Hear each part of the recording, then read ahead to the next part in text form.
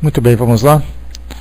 O nosso estudo de hoje, entramos num novo item, aqui desse nosso capítulo 6, Manifestações Visuais, o estudo do Livro dos Médiuns. Agora nós vamos falar sobre o ensaio teórico sobre as aparições, a partir do item 101, onde Kardec agora traz uma análise. A primeira parte foram aquelas perguntas, aquela entrevista que ele fez sobre a questão das aparições. Agora a gente já entra na análise de Kardec, a análise propriamente dita também, que ele vai colocar ali a sua experiência e as suas pesquisas em torno desse assunto. Antes da gente começar, o nosso amigo Helder fez uma pergunta interessante, que vem iniciando os estudos, tanto do Livro dos Espíritos como do livro A Gênese, e se fala muito sobre o fluido cósmico universal. E para a gente poder falar sobre isso, a gente faz só um parêntese, porque esse assunto também diz respeito às aparições, já que os espíritos dependem desses fluidos também para poderem se manifestar.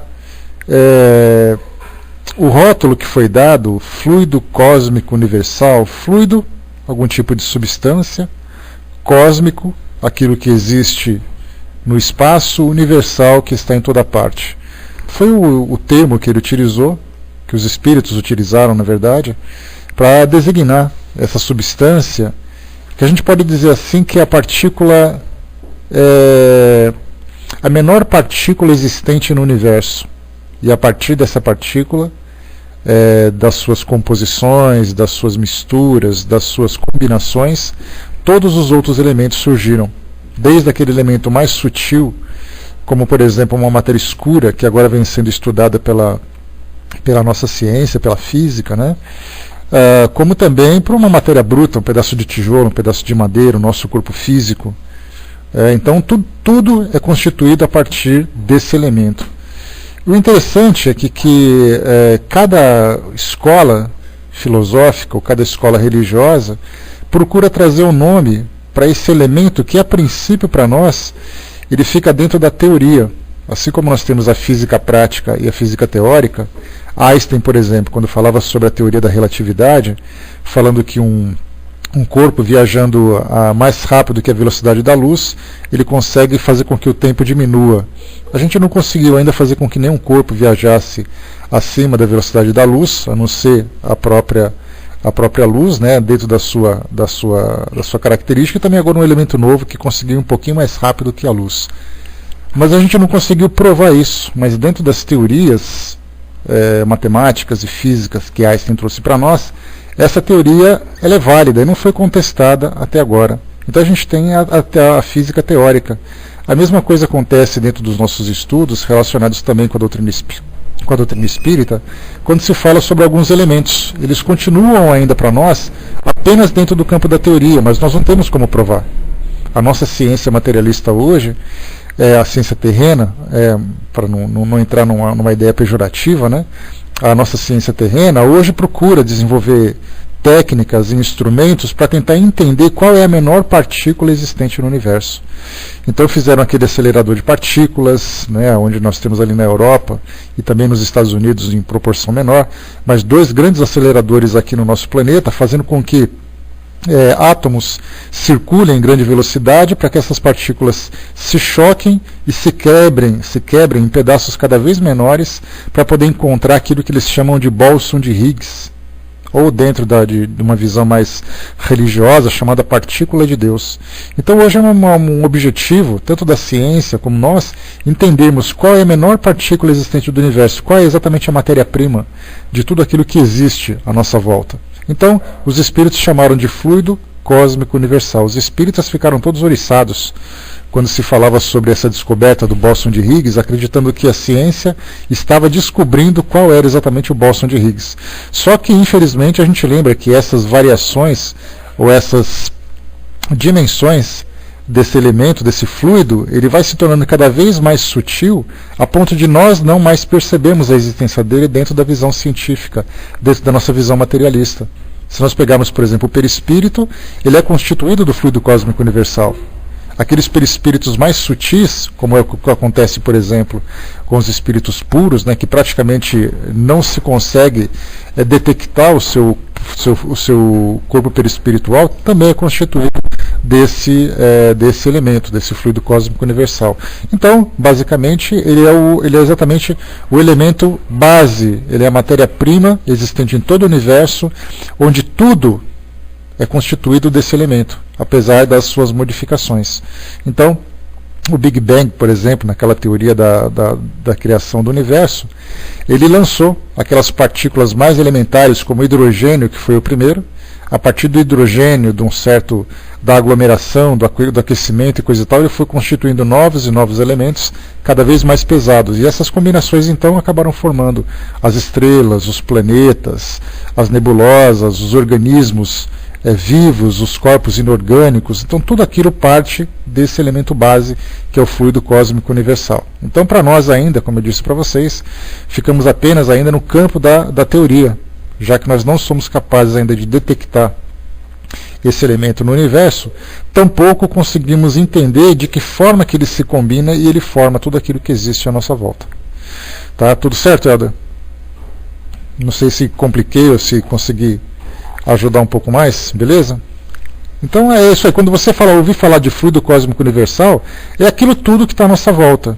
E nessas combinações a gente acaba encontrando tudo aquilo que existe no universo, desde aquilo que é o mais invisível, mais indetectável para nós, até aquilo que é o mais palpável. Simplesmente uma questão de combinações. O Brás colocou ali, mesmo na matéria quintessenciada, encontramos ela em diversos estados, né? Sim.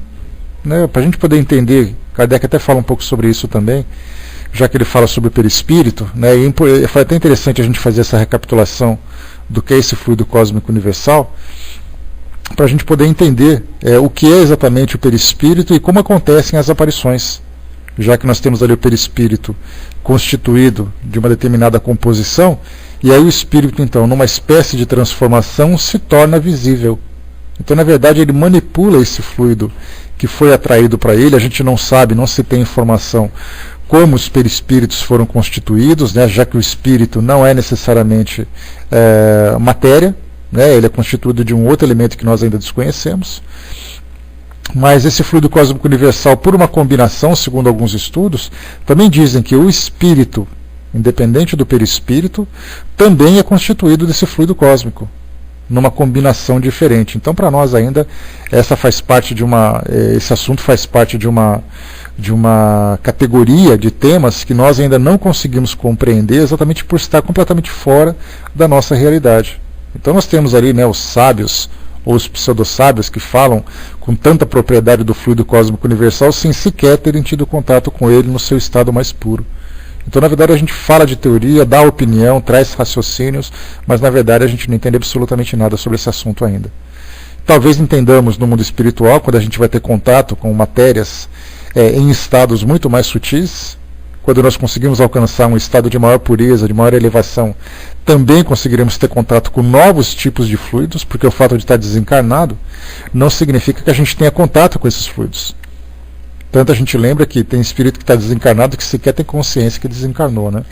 Então, estar desencarnado, depois vai se depurando cada vez mais, vai estendendo ali a sua compreensão, até chegar numa condição em que tem o conhecimento absoluto sobre tudo isso. Mas do contrário, estamos completamente fora ainda. Né? Então é isso aí, bom dia pessoal que chegou. E muitos estudos, né, como eu falei para vocês, têm aí sido apresentados na nossa... Pois é, exatamente, falta de conhecimento universal. Não adianta, a gente queria ficar na teoria. A gente não entende nem como acontece direito o próprio nascimento, imagina como acontece, como é a dinâmica do mundo espiritual. Né? Mas vamos lá então, a gente vai dar sequência aqui no nosso estudo, falando um pouquinho sobre, aqui agora, deixa eu pegar aqui para vocês, só um instantinho, está aqui para nós o ensaio teórico sobre as aparições. Nós falamos então daquelas perguntas que Kardec trouxe para nós, sobre os mais diversos assuntos, né, falando sobre as aparições, quando elas ocorrem, que circunstâncias, quem são capazes de promover essas manifestações e tudo mais. E agora Kardec então traz uma análise sobre esse assunto. Então, item número 101, Kardec diz o seguinte para nós. As manifestações mais comuns de aparições ocorrem durante o sono, pelos sonhos. São as visões. Não podemos examinar aqui todas as particularidades que os sonhos podem apresentar, Aí Kardec naturalmente fala, né, sobre os contatos mediúnicos que existem entre os encarnados e desencarnados através dos sonhos, através da emancipação do espírito. Ali cada um traz um ponto de vista diferente, cada um traz uma experiência diferente, alguns até se confundindo um pouco com aquilo que é apenas uma impressão, uma criação da imaginação, fruto da imaginação, com aquilo que é uma realidade. Por isso, então, Kardec prefere não adentrar nesse campo, porque ele é muito subjetivo, interpretativo e muitas vezes até ilusório, fantasioso, né? Porque a gente não tem como dizer assim, olha, todos os sonhos são iguais, todas as experiências são iguais, elas iguais não nas características, mas na fisiologia, no modo do funcionamento, como a coisa acontece. Então Kardec sempre coloca que sonho é coisa muito particular, é possível, somente em algumas circunstâncias a gente consegue comprovar realmente se houve uma comunicação mediúnica ou não, mas de uma modo geral acaba sempre sendo meio confuso, né? E ele diz assim, então, resumiremos dizendo que eles podem ser uma visão atual de coisas presentes ou distantes, uma visão retrospectiva do passado e, em alguns casos excepcionais, um pressentimento do futuro. Frequentemente são também quadros alegóricos que os espíritos nos apresentam como úteis advertências ou salutares conselhos, quando são espíritos bons, ou para nos enganarem e entreterem as nossas paixões, se são espíritos imperfeitos. A teoria abaixo se aplica aos sonhos, como todos os outros casos de aparições.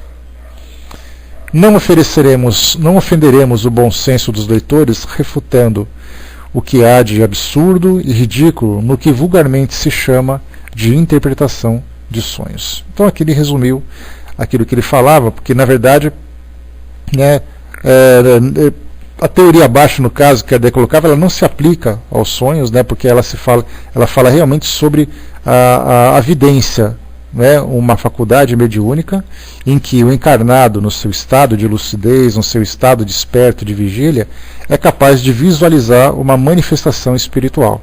Então ele fala disso, ele não fala sobre aquilo que a nossa mente é capaz de produzir, principalmente nessa fase de sonhos.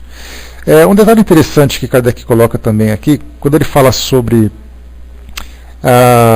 os espíritos inferiores, né, que podem nos enganar e entreterem as nossas paixões, na verdade também os espíritos podem provocar ali bom trabalho, Eve, bom dia pessoal que chegou, eles podem provocar também ali grande pânico, né, dependendo do tipo de ideia que ele acaba disseminando na mente dos encarnados, né, num processo obsessivo, num processo de terror noturno, né, que a gente tem aí dos mais diversos relatos, né, de pessoas que falam que viram companhias desagradáveis, assustadoras, temerosas, né. Então os espíritos ali, os superiores e inferiores, eles podem nos influenciar através das mais diversas imagens, né, de acordo com seus objetivos, de acordo com as suas intenções. E quando fala aqui embaixo, não ofenderemos o bom senso dos leitores, refutando o que há de absurdo e ridículo no que vulgarmente se chama de interpretação de sonhos. Aqui nós temos dois tipos de interpretação, inclusive Herculano Pires, que é o responsável pela tradução dessa versão que nós estudamos, ele traz uma observação interessante, que ele fala que quando se fala sobre interpretação de sonhos, ele fala sobre essa cultura, essa arte popular, de pegar uma imagem, através dessa imagem trazer ali o seu simbolismo para a vida daquela pessoa, né? E normalmente tem pessoas que cobram por isso. Hoje a gente não vê tanto isso acontecendo, mas basta a gente pegar, por exemplo, o Antigo Testamento, nós tínhamos ali aqueles interpretadores de sonhos que eram contratados por reis, para poderem trazer ali a visão daquilo que o rei sonhou. E nós temos ali vários, né? Jacó, por exemplo, quando ele fala sobre a escada de Jacó, fala sobre um sonho que ele teve, de uma escada que subiu em direção ao céu, e ele via ali anjos subindo e descendo, né? Numa transição muito grande.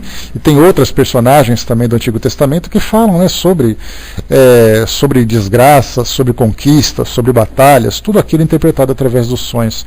Então no passado, essas pessoas que eram responsáveis por essas interpretações oníricas, né, porque a forma como se denomina tecnicamente um sonho, as pessoas ganhavam, né, se beneficiavam muito dessa capacidade que tinham de fazer interpretações. Né. Mitologias, a mesma coisa. Né. Mas, de um modo geral, aqui quando se fala sobre a interpretação dessas imagens, a gente lembra que do século XX para cá, meados do século XX para cá, nós tivemos ali tanto Freud como Jung, que são dois grandes construtores da psicanálise atual. Eles começaram a entender que esses simbolismos trazidos através dos sonhos tinham grande importância na vida daquela pessoa. E aí, então, fazendo um estudo mais aprofundado, percebeu que esse tipo de interpretação de conflitos que aquela pessoa tinha, de temores que ficavam recalcados dentro da sua mente, né, interferindo nas suas emoções, produziam imagens mentais que podiam ser interpretadas.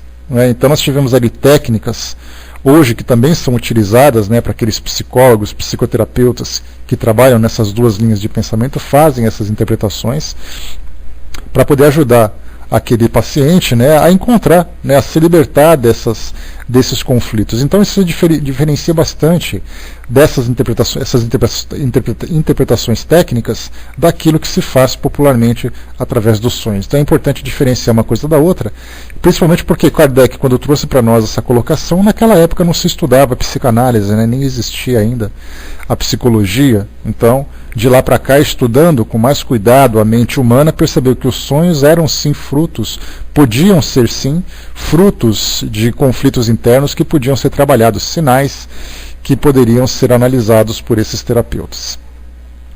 Kardec, então, na 102, agora ele fala sobre as aparições. Ele diz assim: as aparições propriamente ditas ocorrem no estado de vigília, no pleno gozo e completa liberdade das faculdades da pessoa. Apresentam-se geralmente com uma forma vaporosa e diáfana, algumas vezes vaga e indecisa. Então, temos que colocar aqui, como ponto de referência para nós, as pessoas que têm sanidade mental em plena saúde, né, na sua plenitude, né, porque muitas vezes a gente, dependendo do distúrbio que o indivíduo possa vivenciar, ou algum tipo de substância que ele esteja fazendo uso que possa interferir no seu estado de consciência, ele pode ter ali visões, pode ter impressões, delírios, fantasias que podem ser interpretados como sonho, como aparições. Né? Então a gente utiliza isso de uma forma, imaginando que o médium, nesse caso, está em plena saúde. Então é dessa forma que a gente coloca, sem fazer qualquer tipo de alteração. Porque se a gente colocar assim, o indivíduo que apresenta com aquela... ocorre em estado de vigília no pleno gozo e completa liberdade das faculdades da pessoa. Se por acaso existe uma patologia ou alguma substância que interfere na sua lucidez, então ele não está ali em plena liberdade. Pelo contrário, ele se encontra ali aprisionado pelo efeito daquela condição ou daquela substância. Então, por isso, a gente descarta e coloca sempre o indivíduo na plenitude de sua saúde mental. Quando se fala sobre apresentar-se geralmente de uma forma vaporosa, diáfana, algumas vezes vaga e indecisa, né? Vaporosa, como o próprio nome diz, já explica, e diáfana é exatamente um objeto translúcido, que você vê a claridade vindo através dele, mas você não consegue ver o que existe atrás dele. Né? Se você coloca na física, por exemplo, quando a gente estuda sobre ótica, a gente tem ali três tipos de elementos, né? Aqueles que são opacos, que simplesmente bloqueiam aquilo que existe do outro lado, como uma parede, um pedaço de metal, madeira, algum tipo de tecido. Nós temos os translúcidos, que são aqueles que a gente percebe a claridade do outro lado, mas não consegue ver o que acontece do outro lado, né? Como, por exemplo, alguns tipos de janelas em que você vê claridade, alguns tipos de tecidos, de material plástico, ou coisa parecida. E nós temos aqueles que são os transparentes, aquele como o vidro de uma janela, a lente de um óculos, que a gente vê o que acontece do outro lado. Nesse caso, pelas descrições que Kardec foi coletando, o espírito traz aquela aparência vaporosa e também translúcida, ou seja, se vê aquela claridade que vem de trás. E muitas vezes também, alguns relatos que surgem, que ela inclusive é luminosa, essa substância, já que ela pode ser vista no escuro. E é interessante que nós vemos que hoje, Kardec fez esse estudo detalhado através, né, das entrevistas que fez com os médiuns, dos relatos que ele foi coletando.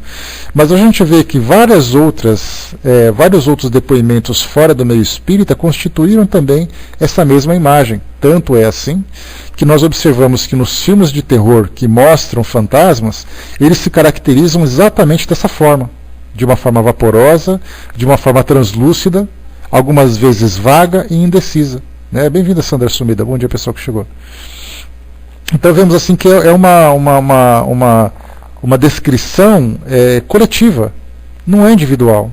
Não é simplesmente assim, Kardec falou e somente ele acha isso. Qualquer coisa, se você vê um filme, por exemplo, um filme coreano, você vê um filme americano, um filme europeu, um filme brasileiro que fala de fantasma, ele tem aquela imagem. Então percebemos que já é uma definição geral ter essa característica. Quando se fala sobre vaga e indecisa, Kardec coloca assim então: quase sempre, a princípio, é um clarão esbranquiçado, cujos contornos vão se desenhando aos poucos. De outras vezes, as formas são claramente acentuadas, distinguindo-se os menores traços do rosto a ponto de se poder descrevê-las com precisão. As maneiras, o aspecto, são semelhantes aos do espírito quando encarnado. E aqui então nós temos quando ela vai se formando claramente, né, aquele clarão esbranquiçado que vão se desenhando aos poucos, a gente lembra sempre que o espírito se tornar visível, e nesse caso nós não falamos ainda da materialização, porque quando é materialização, todas as pessoas presentes no ambiente conseguem observar. Todas elas. Porque ele simplesmente se tornou materializado. Quando a gente fala sobre uma visão mediúnica, somente aqueles que têm aptidão específica para isso são capazes. E mesmo assim, dentre esses que têm essa aptidão, cada um tem num grau diferente, como nós já estudamos sobre isso, temos falado disso com bastante frequência, para sempre lembrar que os médiuns são muito diferentes entre si, mesmo que tenham as mesmas faculdades. Quando se fala sobre vidência, podemos falar sobre todo mundo sabe escrever, só que cada um escreve com uma caligrafia diferente. Pegamos um grupo de cantores, cada cantor tem uma característica diferente com relação ao grave, com relação ao agudo, com relação à preferência musical, com relação ao timbre de voz. Cada um então cada um traz uma característica diferente. Se nós pegarmos 10 médiuns videntes, cada um vai dizer que viu o espírito de uma forma diferente, não na forma, na sua aparência, mas na clareza com que teve essa percepção. Alguns verão com mais nitidez, com mais precisão, vendo todos os detalhes, outros verão apenas aquela mancha esbranquiçada. Então, de acordo com o quê? Com a capacidade que ele tem de entrar em sintonia com aquele espírito. Então é importante sempre a gente lembrar essa diferença. Essas diferenças entre os médiuns. O objetivo também do próprio espírito se manifestar, como normalmente a gente vê nos filmes de terror, a gente coloca os filmes de terror porque talvez seja para nós a forma mais fácil da gente memorizar essa ideia. Normalmente a gente vê o espírito que nem sempre ele tem as características que ele tinha quando encarnado, as características físicas, de um modo nítido. A gente vê, por exemplo, 2 manchas escuras nos olhos, na altura dos olhos, na região dos olhos, sem conseguir ver os seus olhos. Não consegue ver, por exemplo, a boca, não consegue ver o nariz, mas vê ali algum contorno nessa região. Os trajes que ele utiliza, normalmente, aquela imagem que a gente tem, por que um espírito aparece vestido com um lençol branco? O Gasparzinho, por exemplo, ele é aquele espírito vestido com um lençol.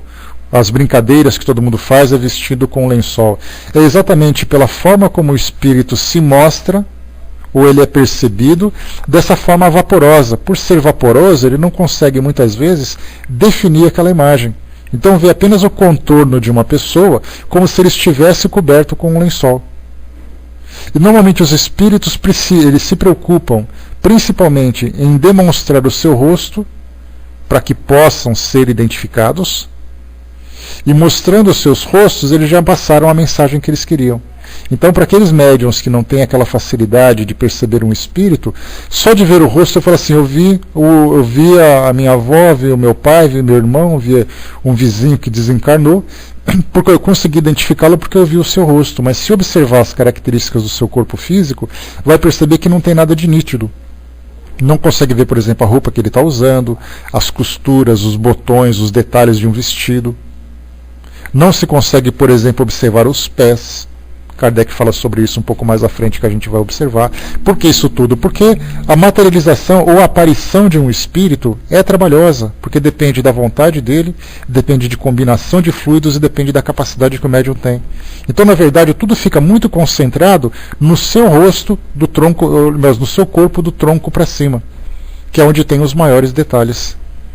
Agora, da cintura para baixo, por exemplo, isso tem pouca importância para aquele momento de aparição. A menos que ele tenha ali a necessidade de se mostrar de uma forma completa. Mas normalmente quando é para passar uma simples mensagem, a preocupação é do tronco para cima. Então as pessoas sempre veem um espírito que ou ele não caminha, ele simplesmente desliza, ou ele flutua naquele ambiente, ou normalmente o resto da roupa, da cintura para baixo, sempre tem aqueles trapos pendurados, que na verdade eles são as características do seu perispírito se mostrando visível, mas de uma forma incompleta, então acaba tendo essa imagem de trapos pendurados. E quanto mais evoluído o espírito é, maior é a capacidade que ele tem de se mostrar também. Então a gente tem assim, uma série de variáveis que devem ser consideradas, mas o ponto principal é lembrar assim, o espírito aparece para quê? Para trazer alguma ideia. A gente nunca vai imaginar, por exemplo, um espírito que vai te dar um susto mostrando os pés. Ele vai mostrar o rosto fazendo uma careta, se for um espírito inferior, vamos dizer assim. Então ele tem aquela aparência assustadora e coisa e tal. E essa aparência assustadora você não vai olhar num pé maltrapilho, num pé sujo, você vai olhar um rosto deformado. Então a gente lembra tanto numa mensagem positiva, um espírito que traz que tem aquela visão angelical, que quer trazer aquela mensagem superior. Ele não vai trazer a sua mão, não vai trazer o seu pé. Ele vai mostrar o seu rosto com um sorriso, com uma expressão de tranquilidade. Então, na verdade, para nós, de modo geral, o rosto é sempre a nossa identidade. Tá, beleza, Fininho? É sempre a nossa identidade. E sendo a nossa identidade, é ela que mais importa nesses momentos. E isso foi, inclusive, demonstrado para nós também nas materializações, que é aquele caso em que o ectoplasma acaba sendo doado e aí então o espírito coleta essa substância, que é esse fluido vital, né? Coleta essa substância, aí o espírito se mistura com ela e se torna palpável, se torna visível. Nas fotografias que já foram tiradas e que foram registradas em livros, por exemplo, de materializações, de fenômenos dessa natureza, nós percebemos que os rostos aparecem em primeiro plano e depois o restante é aquele véu sem uma formação definida que cobre todo o rosto do espírito. E são raras as materializações em que o corpo do espírito aparece completo, porque isso exige muita substância do médium que é capaz de promover esse efeito físico, e da mesma forma também para o espírito se manter visível durante um pequeno período. Então tudo isso deve ser considerado nesse tipo de fenômeno. Continuando aqui para nós então. As maneiras, o aspecto, são semelhantes aos do espírito quando encarnado. Normalmente a gente fala de um espírito comum, porque quando nós pegamos, por exemplo, espíritos que já estão adaptados ao mundo espiritual, que já alcançaram uma elevação relativa, né, no trabalho do mundo espiritual, como por exemplo Joana de Ângeles, como por exemplo Bezerra de Menezes, como por exemplo Emmanuel, que são espíritos que estão bem adaptados ao mundo espiritual, né, que já não tem mais essa ligação próxima com o mundo físico, eles se mostram do modo como eles querem se mostrar.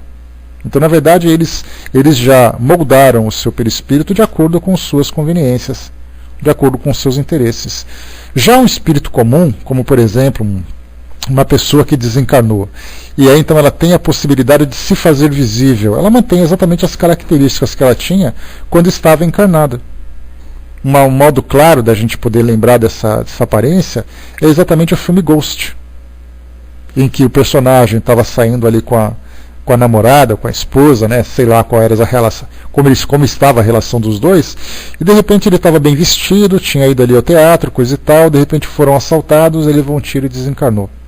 Durante todo o filme ele manteve a mesma aparência, se vocês repararam. Era uma camisa vermelha, se eu não me engano, uma calça preta, uma calça azul. E aí então ele ia para cima e para baixo, ele resolvendo os seus problemas, mantendo aquela característica. E é exatamente assim que acontecia. É exatamente assim que os espíritos se manifestam. Porque a preocupação que eles têm nesse caso, lembrando que estando no mundo espiritual, as preocupações que eles têm são sempre com os problemas não resolvidos, com os sentimentos que estão desequilibrados, com a saudade que eles têm. Eles nem conseguem imaginar aquele momento em que, não, deixa eu mudar a minha roupa, deixa eu mudar a minha aparência, deixa eu transformar o meu perispírito numa imagem diferente para poder impressionar aquela pessoa. A menos que ele já esteja, como eu coloquei para vocês, adaptados. E estando adaptados e tendo o conhecimento necessário, eles podem, tanto positivamente como negativamente, transformarem-se para causar uma determinada impressão para aquele médium que está ali observando o fenômeno acontecer. E esse médium, muitas vezes, a gente lembra, ele não precisa ser um médium espírita, tampouco ter consciência que é médium. Ele pode ser um médium das mais diversas religiões. Ele pode ser um evangélico, por exemplo, tendo a visão ali de um anjo, tendo a visão de uma entidade relacionada com a sua crença, porque esse espírito se mostrou daquela forma, como nós já conversamos sobre isso também. Né? Então, o Braz lembrou, né, o espírito mantém a aparência que tinha em vida apenas melhorada, mais uma vez, Braz, quando adaptado, quando ele já conseguiu se adaptar no mundo espiritual. Porque esses espíritos comuns como nós, ele vai manter as características físicas que ele tinha com relação à sua condição física como encarnado, a sua condição de saúde, também se por acaso ele tinha ali um problema com obesidade, um problema com algum tipo de deformidade física, algum tipo as características, a palidez de uma doença que causou e tudo mais, né? Então tudo isso vai depender do quê? Da adaptação do espírito no mundo espiritual.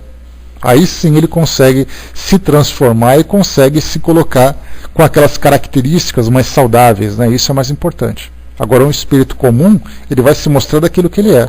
Inclusive aqueles espíritos que estão ligados, muito ligados à matéria, e sofreram ali aquele processo dos efeitos da decomposição do seu corpo físico, que estavam presos ao seu corpo físico, eles trazem exatamente aquela aparência que tinham. Como a gente vê nos filmes de terror, aquele espírito que aparece com a boca caindo, com a pele caindo, com a pele apodrecendo, com a roupa rasgada, isso é real. É real porque se o espírito está vinculado ao seu corpo físico, ele vai se moldando conforme a matéria vai se transformando. Porque a matéria tem um efeito direto sobre ele. Ele sente aquilo acontecendo, ele está se vendo daquela forma. E quando você se vê num espelho, a sua mente registra a imagem que está sendo projetada sobre você.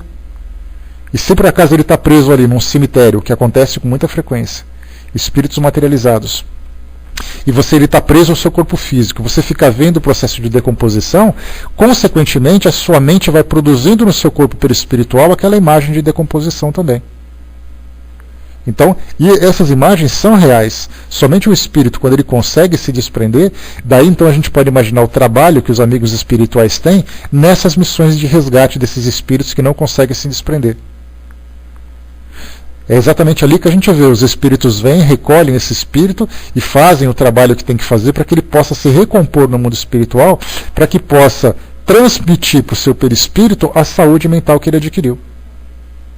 Pessoal, vamos prestar atenção aqui no estudo, senão a gente acaba desviando o assunto. Então, a sua mente começa a se tornar saudável, o seu corpo físico começa também a mostrar essa saúde, e aí então ele consegue se transformar. Mas é um processo que ele vai se submetendo para poder se desenvolver no mundo espiritual. Mas enquanto ele estiver ligado à matéria, ele vai ter as características da matéria. No filme O Sexto Sentido, nós tínhamos aquela garotinha também que vomitava por ter sido envenenada, né, por ter sido assassinada pela madrasta e tudo mais. Ela se mostrava com o seu vestidinho, com as mesmas características físicas que ela guardava ainda na sua mente. Então exatamente ali também temos esse exemplo. Vamos em frente. Podendo tomar todas as aparências, o espírito se apresenta com aquela que melhor o possa identificar. se for esse o seu desejo. Isso, naturalmente, o seu desejo ligado também à sua capacidade. Porque não basta apenas ele ter vontade, ele pode não conseguir. Assim, embora não tenha, como espírito, nenhum defeito corporal, ele se mostra estropiado, coxo, corcunda, ferido, com cicatrizes, se isso for necessário para identificá-lo. Então essas características que Kardec colocou é o espírito que se transforma com aquelas características, para poder ser identificado. Mas muitos espíritos continuam ainda trazendo essas características, mesmo que eles não quisessem, como a gente colocou. Ele se vê dessa forma, ele continua sentindo-se dessa forma. E Kardec lembra também na própria Revista Espírita, assim como também no livro Céu e Inferno, nós temos ali vários relatos que trazem para nós ali espíritos que foram decapitados, espíritos que foram executados, espíritos que foram mortos, outros que eram adoecidos. Eles trazem ainda essas características pelo vínculo mental que estabeleceram ainda com o seu corpo físico. Então o seu corpo sofre determinado efeito ou sofreu determinado efeito, a sua mente continua ainda mantendo essas mesmas características. Esopo, por exemplo, não é disforme como espírito, mas se o evocarmos como Esopo, por mais exigências posteriores que tenha, por mais existências posteriores que tenha tido, aparecerá feio e corcunda com seus trajes tradicionais. Esopo aqui é uma referência que Kardec faz para um escritor grego, que hoje nós temos, né, as fábulas de Esopo. Para quem já estudou sobre fábulas, né, as fábulas são aquelas histórias em que os animais falam e no contexto da história sempre traz um fundo moral, como por exemplo a história da tartaruga e da lebre, da formiga e da cigarra, da ovelha e do lobo, né? Sempre tem ali aquelas histórias onde as personagens são animais e muitas vezes interagem com os humanos, trazendo de fundo moral para o nosso aprendizado. Então nós temos ali as fábulas de Esopo, um livro que até hoje as crianças estudam, leem ou deveriam ler, né? Os pais costumam ler essas histórias em casa para os seus filhos, que são muito interessantes. E aí então Esopo, Kardec lembrou também que já era da época dele, né? já foi estudado naquela época. Ele tinha ali uma característica física que muitas vezes impressionava as pessoas, exatamente por ser ali corcunda, por ter ali os seus trajes, né? Que não eram aqueles trajes nobres que existiam na Grécia naquele período. E então ele era meio feio, corcunda, trajes tradicionais e tal. Se por acaso ele fosse evocado numa reunião mediúnica, mesmo que ele já tivesse reencarnado 3, 4, 5 vezes de lá para cá, ele se manifestaria numa reunião mediúnica para ser observado pelos médiuns videntes exatamente com as mesmas características que ele tinha naquela época.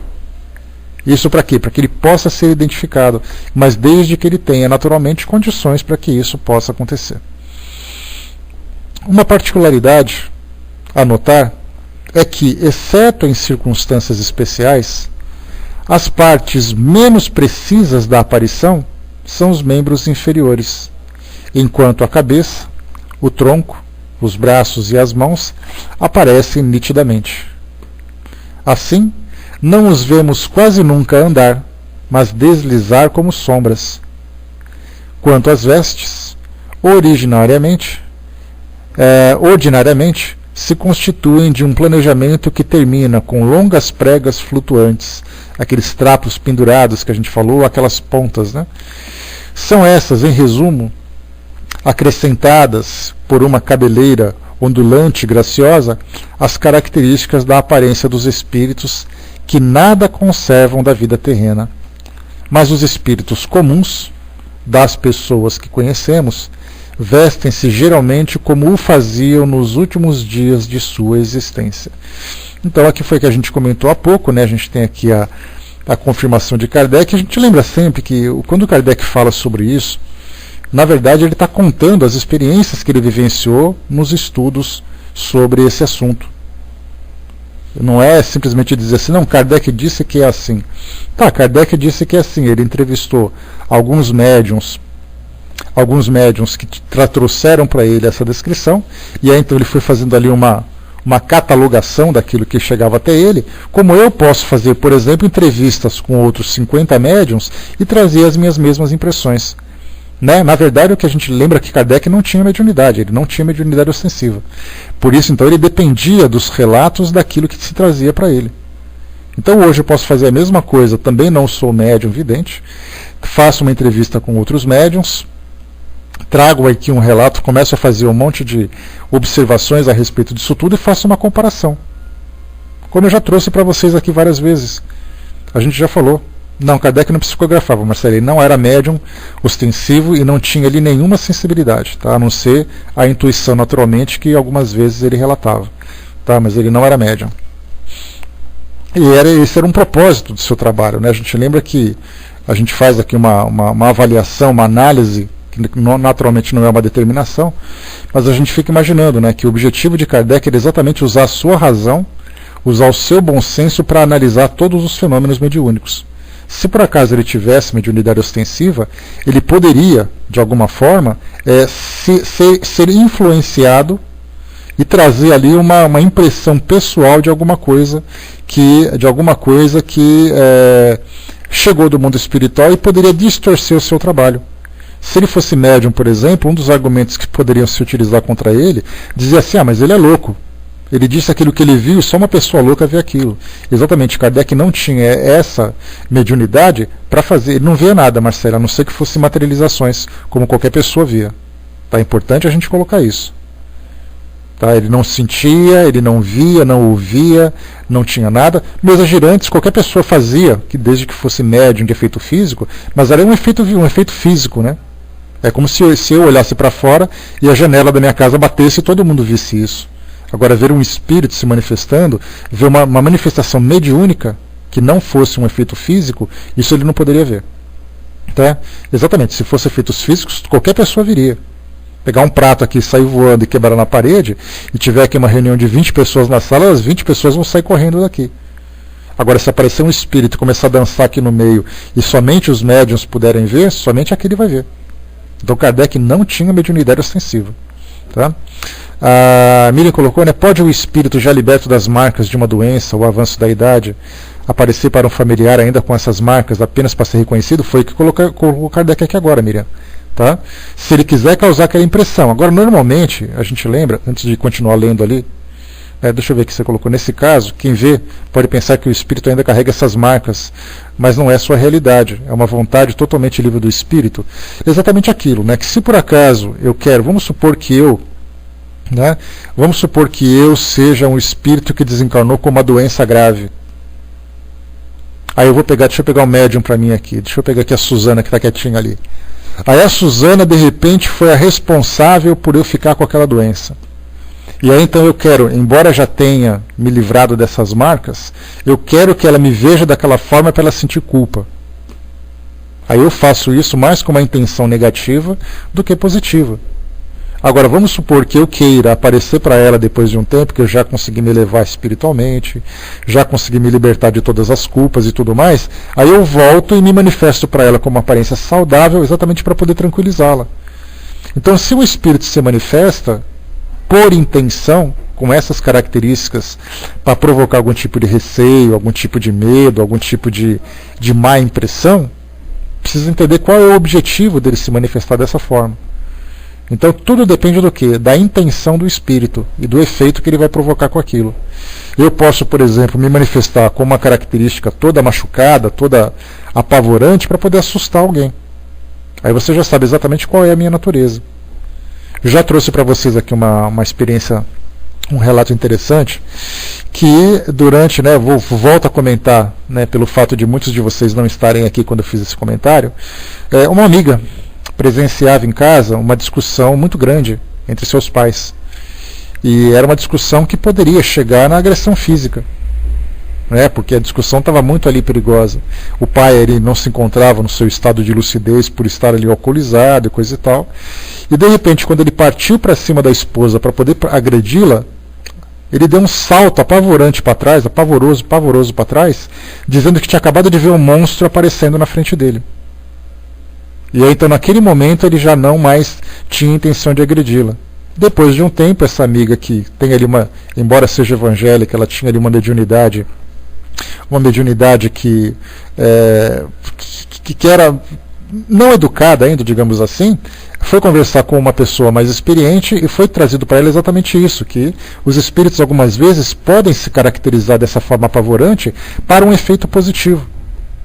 Para poder, por exemplo, proteger, no caso de uma pessoa alcoolizada, a única forma de você impedi-la de fazer aquilo é você causar nele grande pavor. Então fizeram isso propositalmente, mas com um objetivo benéfico. Então a gente lembra assim, tudo que os espíritos fazem para influenciar os encarnados, a gente tem que entender o que ele faz e por que ele está fazendo aquilo. Da mesma forma que eu sou um espírito, por exemplo, um espírito inferior. Aí eu queira passar para você uma mentira. Eu me caracterizo com uma aparência de santo. Aquela aparência bonita, que você não conhece, mas você consegue visualizar pela sintonia que a gente estabelece, e você vê assim, nossa, mas ele apareceu assim com aquela aparência tão bonita e me disse tal coisa. Me trouxe a mensagem que uma pessoa vai desencarnar da minha família, mas ele estava tão bem, então eu vou acreditar nele. É tudo uma questão do quê? De percepção. Tudo de objetivos. Né? Deixa eu ver aqui. O Helder colocou, né, mas se ela tiver ostensividade, ela vê. Caso contrário, não. Sim, a gente fala das aparições nesse caso, né, quando se estabelece uma sintonia. Eu entro em sintonia com o espírito, como se fosse uma estação de rádio, uma televisão. Eu sintonizei naquele canal, o espírito ali está naquela mesma frequência, e então eu o percebo. Se ele estiver numa frequência diferente, eu não vou perceber, mesmo que eu seja médium. Não é porque eu sou médium que eu consigo ver tudo. Eu vejo apenas aquilo que a minha mente consegue perceber, pela lei da sintonia, pela lei da afinidade. Tem um filme evangélico que eu assisti uma vez, que é muito interessante, não deixa de ser interessante por aquilo que ele traz, que era um óculos. Um óculos que eles descobriram, que tal pessoa descobriu, que quando você coloca o óculos, você vê o mundo espiritual inferior. E aí então eles colocavam o óculos e viam assim, um monte de demônios. Não deixa de ser curioso, né, a situação de quererem ver o mundo espiritual. Uma pena que o óculos só servia para ver o mundo inferior, né? Não via o mundo comum, o mundo superior. Né? Então eles viam assim, os demônios que estavam à volta, e através desse óculos, então, eles estabeleciam ali, né? Vai com Deus, Marcelo. Estabeleciam ali, né? Travavam aquela luta contra as forças do mal, né? Mas o óculos que era ali a porta de entrada, que era o mais interessante. Né? Então, o médium não é aquele indivíduo que tem aquele óculos especial que vê tudo. O médium é aquele indivíduo que normalmente ele vê quando ele está em sintonia com o espírito. Normalmente ele percebe isso quando ele está num estado emocional específico, ou quando ele está num estado de serenidade específico. Tem médiums, por exemplo, que só veem espírito nas reuniões mediúnicas. No momento em que ele se concentra, no momento em que ele está ali harmonizado, de repente ele começa a ver a movimentação à sua volta. Mas quando ele sai dali e está no seu trabalho, ele não vê absolutamente nada. Porque a sua mente não está numa determinada frequência para perceber aquilo. Algumas pessoas, quando estão adoecidas, como nós já estudamos também, Kardec colocou, também eu me procurei na internet e não achei, Brás. Mas se eu achar, eu te passo o link, pode deixar. A gente compra junto e sai por aí.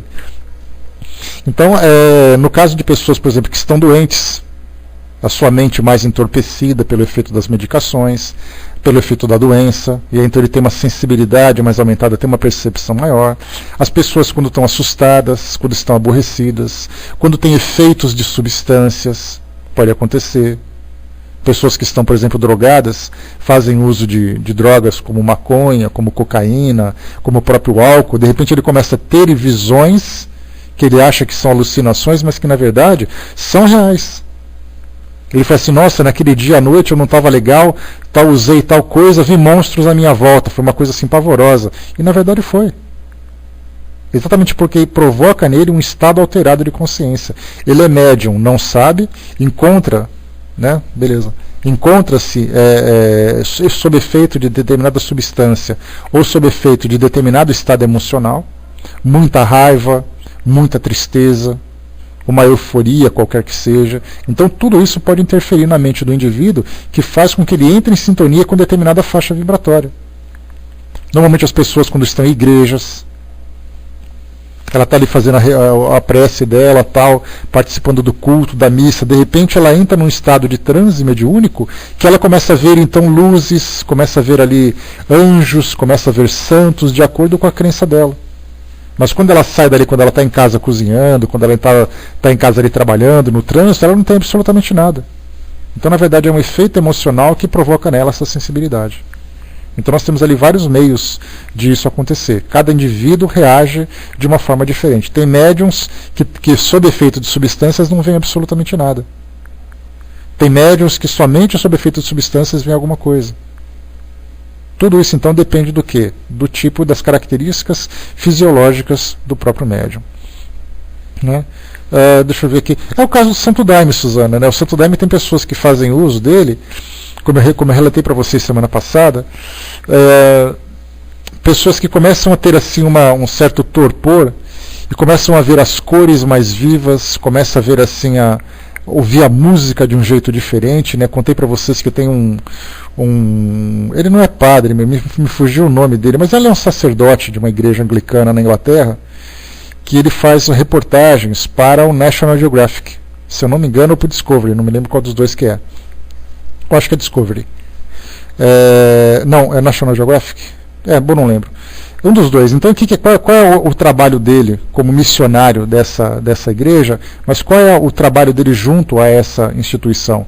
Ele faz viagens pelo mundo para poder conhecer as características religiosas, as práticas, os dogmas, os tabus e tudo mais. Né? E ele esteve aqui no Brasil, ali no norte do Brasil, e foi visitar uma dessas reuniões do Santo Daime. E então ele tomou esse chá, preparado, né, com técnicas especiais, com ervas especiais, e aí, então ele começou a relatar. Ele falou assim que ele via nas plantas, por exemplo, numa folha, ele via assim irradiando uma luz verde diferente.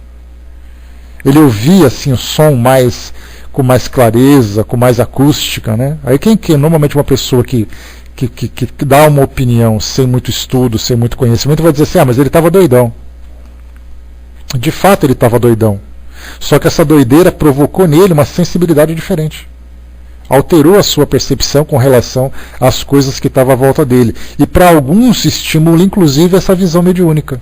Aí ele consegue ver não apenas aquilo que acontece, mas consegue ver também o que acontece no mundo espiritual. Mas não são todos isso.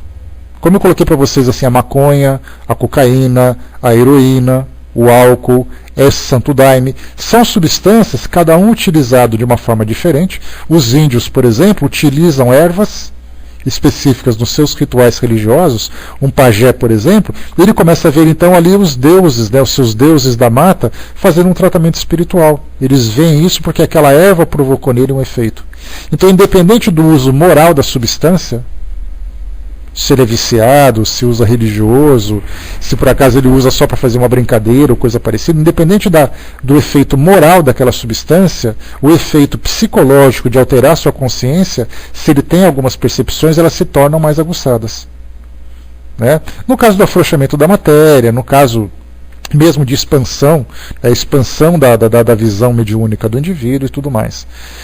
O soldado colocou: é preciso haver essa separação entre os mundos espiritual e material, pois a mediunidade vem apenas para cumprir uma função, seja a expiação ou a missionária. Né? Creio que não deva ser definitiva e ampla expansão a todas as pessoas, até porque não está preparado para isso ainda, né, soldado? Né? A gente ter o contato, assim, ver aquilo que não está preparado para ser visto ainda, pode trazer muito mais prejuízo do que benefício. Né? Não é tão simples assim imaginar, todo mundo quer, todo mundo faz. Você precisa estar preparado para isso, né? Essa é a grande questão.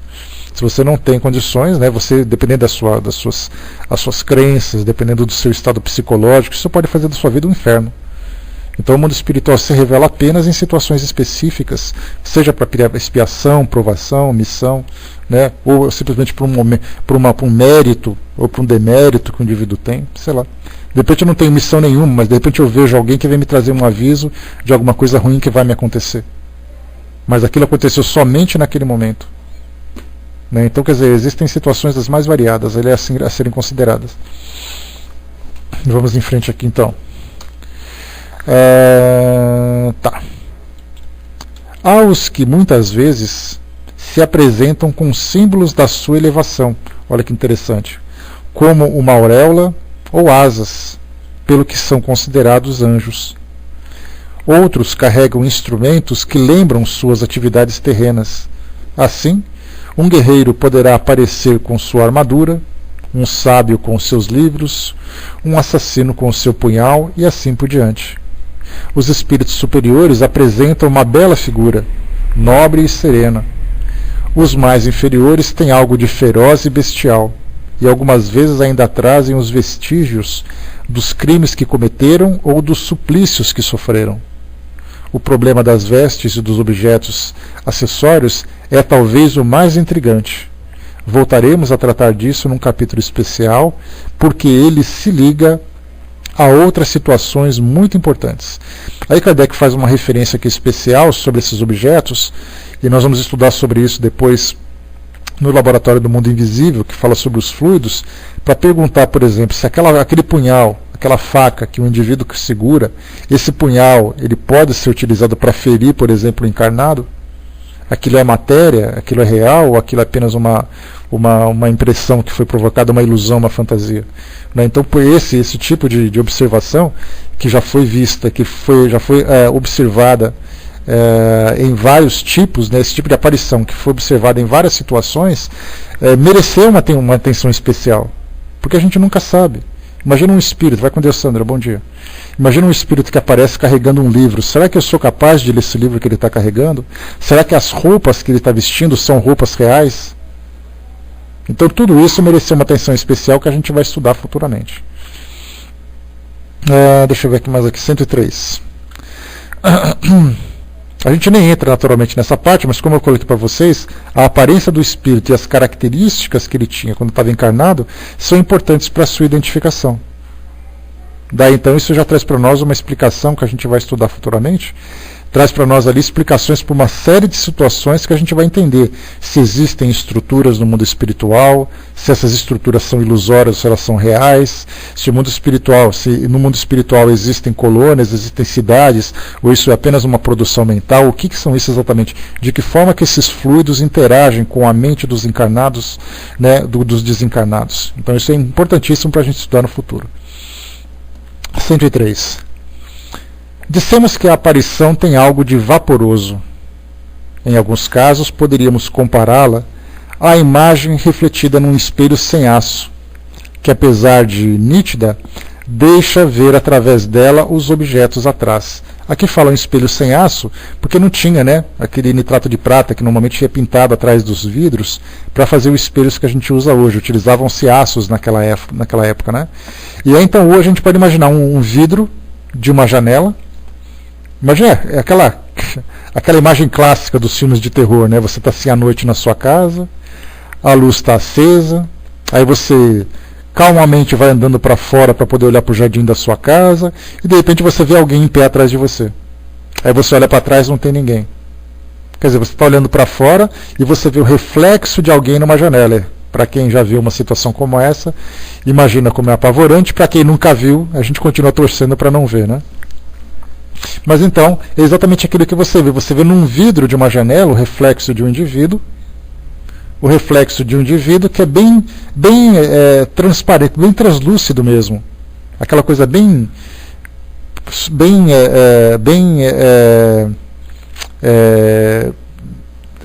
não está tão clara, que não está tão bem formada. A gente vê apenas ali alguma coisa que lembra uma pessoa, um indivíduo, né? Então, isso acontece com bastante frequência. É geralmente assim que os médiuns videntes a distinguem. Elas veem ir e vir, entrar num apartamento ou sair, circular por entre a multidão com ares de quem participa, ao menos os espíritos vulgares, de tudo que se faz ao seu redor, de se interessarem por tudo e ouvirem o que diz. Muitas vezes se aproximam de uma pessoa para lhe soprar ideias, influenciá-la quando são espíritos bons, zombar dela quando são maus, mostrando-se tristes ou contentes com o que obtiverem. São, em uma palavra, a contraparte do mundo espiritual. Então o que Kardec quis dizer aqui é o seguinte, que é dessa forma translúcida, dessa forma não tão clara, que os espíritos são observados, são distinguidos entre a multidão. Então, por exemplo, se você vê alguém, você tem ali no meio de uma de uma delegacia, por exemplo, de um hospital, vai. Você é médium vidente, você está num hospital, vendo pessoas ali sentadas no banco de espera, enfermeiros, médicos e funcionários transitando de um lado para o outro, pacientes, acompanhantes, familiares, seja lá o que for. E de repente você vê alguém com essas características passando no meio desse pessoal. Para aqueles médiums que já são experimentados, que têm conhecimento sobre a sua faculdade, sobre essa faculdade, consegue distinguir exatamente aquela diferença. Aquele indivíduo não é um encarnado. Aí então é aquela situação, né, de uma pessoa que não é experimentada vê alguém parado numa porta, alguém assim com uma característica diferente, por exemplo, uma pessoa que está ensanguentada, uma pessoa que tem ali vários ferimentos e coisa e tal. Aí ele vê alguém parado numa porta. Aí ele chega com o toco familiar dele e fala assim: aquela pessoa que está ali não está sendo atendida, você está vendo? Olha como ele está feio. A pessoa olha para a porta e fala: mas eu não estou vendo nada ali. Já deu aquele friozinho na barriga de vocês, né? Pois é, mais ou menos assim que acontece. Mas para aquele médium que já é experimentado, ele vai olhar para aquela porta e vai perceber, por essa característica translúcida e por essa característica vaporosa, vai saber que não é um encarnado. Exatamente porque ele já sabendo que aquele indivíduo se manifesta daquela forma. E nesse caso, para esses espíritos que transitam entre os encarnados, trazendo esses interesses pelo nosso mundo terreno, normalmente eles se aproximam de uma pessoa, sopra alguma coisa no ouvido dela. E esse soprar alguma coisa é interessante, porque o modo como os espíritos se comunicam, para nós ainda, embora nós já tenhamos esse conhecimento teórico daquilo que foi passado para nós aqui no Livro dos Médiuns, por Kardec e também em outras obras, ainda é difícil para a gente imaginar como isso acontece se a gente nunca vivenciou uma experiência dessa natureza. Nós tivemos a oportunidade, aliás, nós estamos tendo a oportunidade de acompanhar a evolução de uma reunião mediúnica bastante específica que vem sendo transmitida para nós através do Alamar Regis, né, para quem participa da nossa lista ali já conhece esses textos. Um espírito vem se manifestado na reunião, trazendo algumas orientações, dando assim, algumas opiniões a respeito de algumas situações. Ele fala, né, numa dessas reuniões, ele falou exatamente sobre essas comunicações. Eu vou ler para vocês aqui um trechinho, para entenderem, né, se o espírito fala com a boca, né, Alfredo Bastos, exatamente, se ele fala com a boca ou se ele fala com a mente. Então ele diz o seguinte, a pergunta que foi feita para esse espírito, só para vocês acompanharem como eles nos explicam esse fenômeno, além daquilo que Kardec também já trouxe para nós. A pergunta foi feita a seguinte: é a questão da comunicação pelo pensamento. Nos é ensinado que os espíritos não precisam mais falar para se comunicar com os outros. O espírito respondeu: também não é bem assim. No mundo espiritual, não se torna necessária a comunicação verbal. Mas, repito, nem todos os espíritos que aqui chegam têm essa consciência e nem sabem como isso se processa. Vale lembrar que no mundo encarnado também tem muitas pessoas que se comunicam pela telepatia naturalmente. É questão de exercício. No mundo espiritual também há necessidade de exercícios para tudo. Há pessoas preguiçosas no universo encarnado, aqui também preguiçosos no desencarnado. Da mesma forma que há acomodados, indiferentes, estacionados, pessimistas e conformados em ambos os lados. Do lado de cá, tem gente que morre de medo de morrer. A pergunta: sabemos que os obsessores conduzem as pessoas obsedadas a praticarem o mal para os outros e para elas mesmas, e entendemos que para isso eles transmitem as suas ideias e não precisam falar, porque não são ouvidas. O espírito comenta: elas transmitem sim as suas ideias, mas também falam ao ouvido das pessoas. Não provocam a vibração do tímpano, mas a vibração da mensagem chega ao cérebro. Pelas suas frequências que, se coincidirem com a frequência da pessoa, influenciam mesmo negativamente. Comenta-se na sala, então, ou positivamente também, não é? O espírito responde: não. Nesse caso, só negativamente, porque quem influencia positivamente são os espíritos amigos, os bons, e esses não precisam se aproximar do ouvido de ninguém para transmitir ideias, já que sabem como fazer mente a mente e assim o fazem. Outra pessoa pergunta: você poderia explicar melhor esse negócio de espírito desencarnado falar ao ouvido de pessoas encarnadas?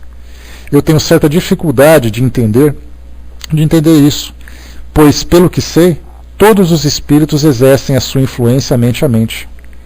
O espírito então explica: todos não, apenas aqueles que sabem que podem fazer assim. Quando o espírito embrutecido aprende que assim pode ser feito, assim faz. Mas, conforme eu lhes disse, o mundo espiritual é também mundo de aprendizado constante e todos estão em busca de novos conhecimentos. Quem trabalha em mediúnicas sabe que muitos espíritos nem sabem que morreram. Só vêm a saber disso na mediúnica, não é verdade? Os que estão ainda em perispíritos mais densos estão em corpos quase que materiais e por isso têm mais necessidade de atitudes materiais. Vocês já devem ter visto muitos casos de pessoas que repentinamente se assustam e dizem que parece que alguém disse alguma coisa para elas e até perguntam se foi você quem disse isso ou perguntou alguma coisa. Mãe, a senhora me chamou? Não, filha, não chamei. Quantas e quantas vezes vocês já ouviram isso? Você disse que não foi você e ela simplesmente deixa para lá, achando que simplesmente foi uma impressão e que nada aconteceu. O homem precisa prestar mais atenção nas coisas que acontecem consigo, assim como nos seus sonhos, em que tudo o que em princípio parece que não foi nada. Então ele trouxe essa explicação para nós que eu achei muito legal e eu separei hoje exatamente para poder completar aquilo que a gente falou agora, porque Kardec colocou assim: muitas vezes se aproxima de uma pessoa para lhe soprar ideias, influenciá-la quando são bons espíritos e zombar dela quando são maus, mostrando-se tristes ou contentes com o que obtiverem. São, em uma palavra, a contraparte do mundo corporal. Então eu achei muito legal, valeria a pena a gente trazer como complemento, porque essa é uma realidade. Nós vemos ali pessoas que estão falando num bar, por exemplo, eu lembro de um livro que eu li, não me lembro qual era, em que o espírito se encontrava, por ser ainda um espírito que vivia, a história se desenrolava na década de 30, década de 40, era aquela história em que o Jockey Club do Rio de Janeiro tinha ali toda a sua dinâmica. Eram os páreos que, embora ainda aconteçam, tanto no Rio de Janeiro, como em São Paulo, como em outras regiões do Brasil e do mundo, mas naquela época os páreos que aconteciam no Jockey Club do Rio de Janeiro eram muito frequentados. E grande parte dos frequentadores eram aqueles viciados em jogos. E por serem viciados em jogos, tinham ali os seus obsessores, que não apenas acompanhavam os indivíduos até o seu momento de jogatina, como ainda soprava para ele o resultado. Então eles tinham que vibrar, eles sentiam necessidade do prazer de ver a corrida, de torcer, de ver a coisa acontecer e tudo mais. Então a gente vê como é legal, né, entender, legal no sentido técnico da coisa, mas é muito triste a gente ver isso acontecendo, né? Seja bem-vinda, Tauana. Bom dia, Mazé. Bom dia, pessoal que chegou. Então a gente vê assim como é interessante analisar essas situações dos espíritos que muitas vezes, esses obsessores, por exemplo, conversam com os encarnados, levando as suas ideias, mas eles falam ao ouvido dos encarnados. E nesse falar, eles acreditam que estão sussurrando, falando ali baixinho para o indivíduo ouvir, sendo que na verdade ele transmite o seu pensamento através de determinadas vibrações que o médium do encarnado acaba captando. Mas para ele, se é um obsessor que não tem conhecimento dessa realidade, ou se é, por exemplo, um familiar que desencarnou, que visita a sua residência sem saber que está desencarnado, vai até sua casa, ele não faz uma visita porque ele mora ali ainda aí, né? Ele ainda mora ali, já que essa é a sua realidade. Então ele vai até ali, começa a conversar com as pessoas e algumas vezes ele é ouvido. Aí ele fala assim, então, ele faz um comentário, então ele diz assim, olha, cuidado com isso que vai cair. De repente aquela pessoa começa a tomar mais cuidado porque alguma coisa foi dita para ela. Isso que é bem interessante da gente estudar. Vamos só finalizar aqui então esse nosso capítulo, para a gente já concluir aqui o nosso estudo. Tá. O que mais é que você está ouvindo, minha querida? E assim, é assim esse mundo oculto que nos envolve, no meio do qual vivemos sem o perceber, como vivemos entre as miríades de seres do mundo microscópico. A revelação do mundo dos infinitamente pequenos, de que não suspeitávamos, foi feita pelo microscópio. O Espiritismo, servindo-se dos médiuns videntes, nos revelou o mundo dos espíritos, que é também uma das forças ativas da natureza. Com a ajuda dos médiuns videntes, podemos estudar o mundo invisível, iniciarmos-nos nos seus hábitos, como um povo de cegos poderia estudar o mundo dos que vêm com o auxílio de algumas pessoas que gozassem da faculdade da visão. Aqui a gente falou, foi, mas que legal. Boa coincidência então, né?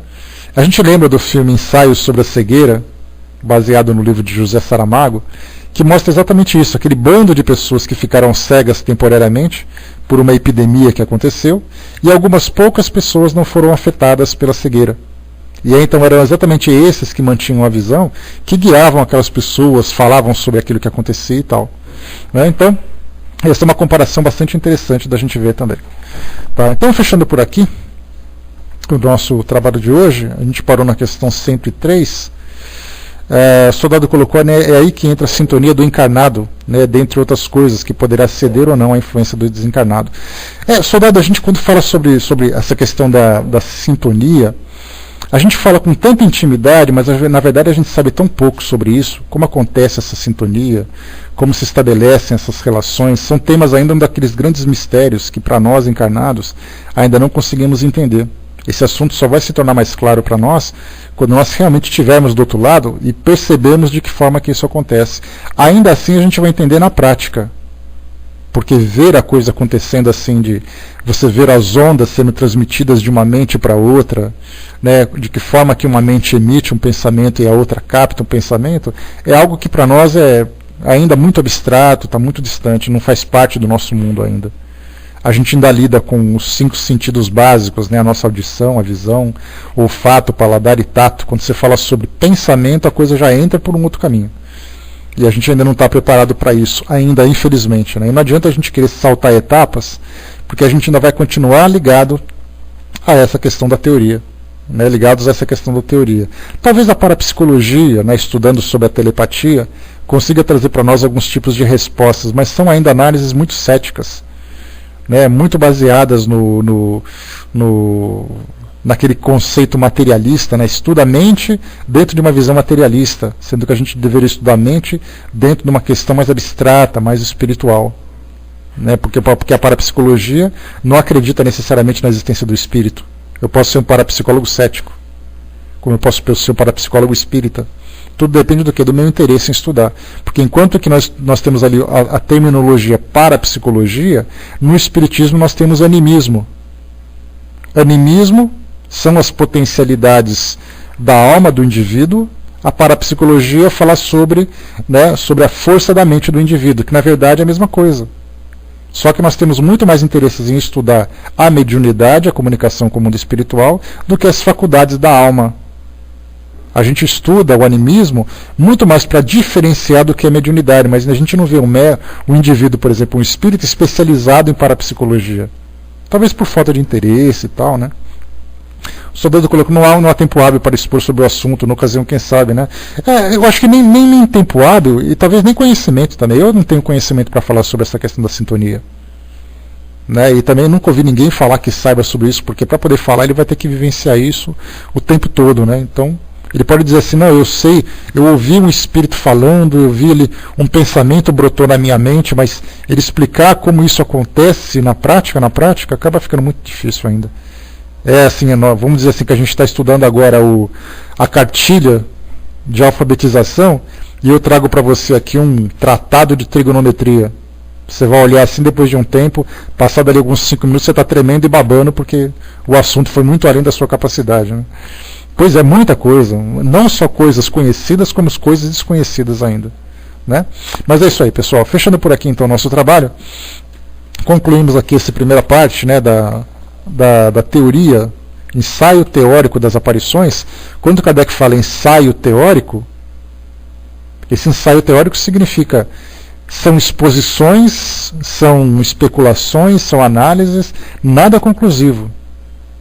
Não é assim, não. Kardec falou no seu ensaio teórico. Quer dizer que a especulação de Kardec vale mais do que um estudo aprofundado? Ele trouxe para nós uma base muito profunda, e é em cima dessa base que a gente se desenvolve. Beleza, meus amigos? Fechando por aqui então. Betinha, passo para você, minha querida, para a gente poder encerrar aqui o nosso trabalho. e depois a gente volta. E em outras oportunidades, esse texto que eu li para vocês, desse espírito que vem trazendo para nós